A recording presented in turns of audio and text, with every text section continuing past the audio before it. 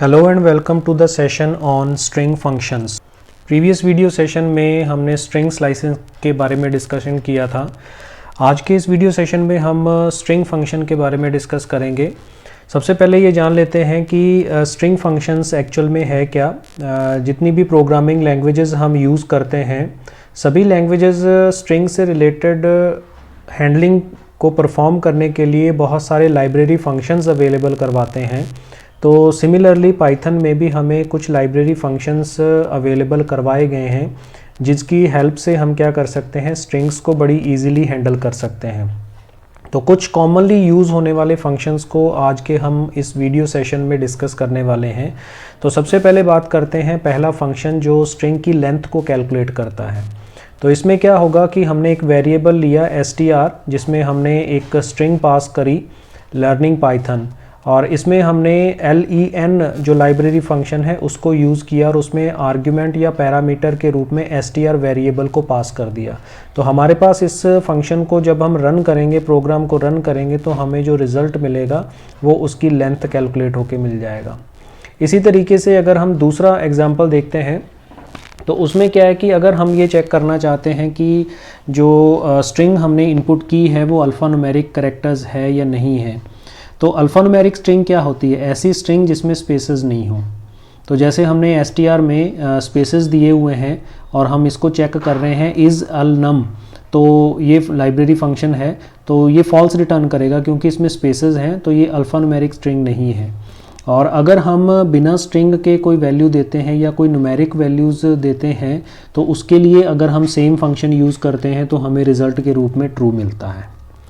Similarly तीसरा function हम use कर रहे हैं कि अगर हम अल्फ़ा चेक करना चाहते हैं, तो इसमें भी हमने str में हेलो वर्ल्ड दिया है बिना स्पेस के, तो इस अल्फ़ा में भी हमें रिज़ल्ट के रूप में ट्रू मिलेगा अगर उसमें स्पेसेस नहीं होते हैं तो।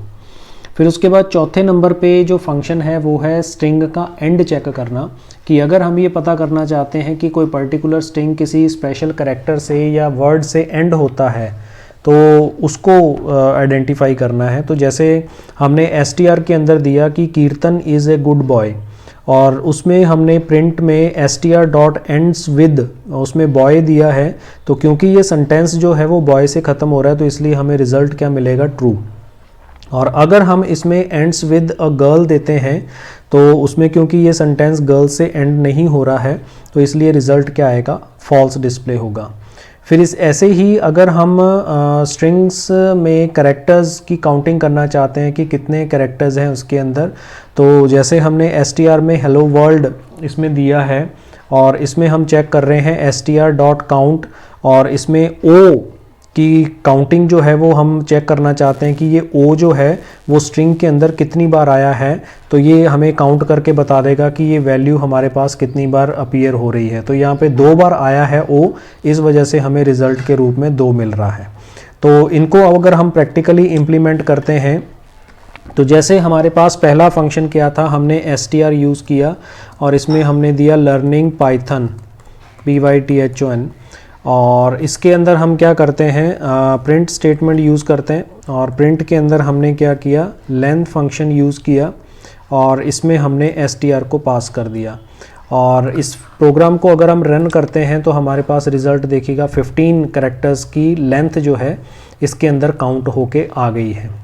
सिमिलरली अगर हम दूसरे नंबर पे स्ट्रिंग देते हैं, जैसे इसी को ले लेते हैं स्ट्रिंग पाइथन, और इसमें मैं क्या करता हूँ, प्रिंट में वैल्यू दे देता हूँ str dot al is al num, ये फंक्शन मैंने दिया और कैलकुलेट करके हम चेक करते हैं कि क्या ये फंक्शन वैल्यू क्या रिटर्न करता है। तो मैंने इसमें स्पेसेस दिए हुए हैं, लर्निंग पाइथन में स्पेस है, तो यहाँ पे क्या आएगा, फॉल्स।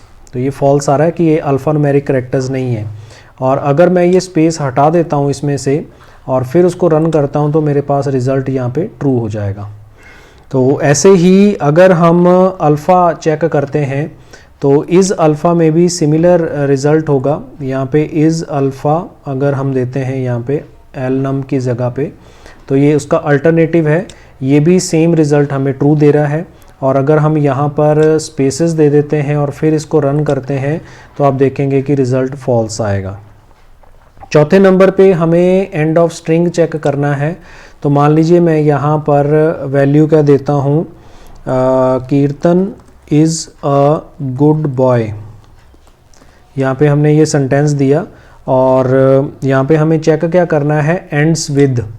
तो डॉट एंड्स विद, और इसमें इन्वर्टेड कॉमा में हम क्या करते हैं, बॉय अगर हम देते हैं तो यहाँ पर रिज़ल्ट हमारे पास ट्रू आएगा क्योंकि ये सेंटेंस बॉय से ख़त्म हो रहा है।